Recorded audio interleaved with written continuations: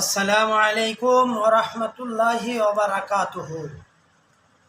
আজকে টপিক ফেরাউনের মৃত্যুতে মুসা আলাইহিস সালাতু ওয়াস সালামকে ডাক। বলা হয় ফেরাউন যখন ডুবে যাচ্ছিল তখন ৭০ বার ডেকে উঠল, হে মুসা আমাকে বাঁচাও। কিন্তু মুসা আলাইহিস সালাতু ওয়াস সালাম তার ডাকে সাড়া দেয়নি।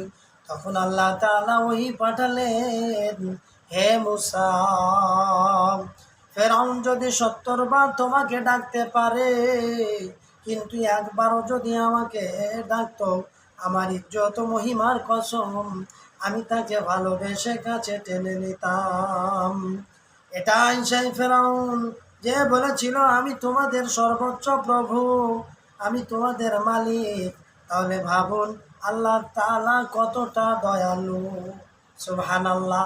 তাই আমরা যতই পাপ করি, অন্যায় করি, আল্লাহর কাছে যদি ক্ষমা চাই, আল্লাহকে যদি ডাকি, আল্লাহ তাবারক তাআলা তার বান্দাদের সমস্ত গুনাহগুলোকে ক্ষমা করে দেবেন। আমিন। আসসালামু আলাইকুম।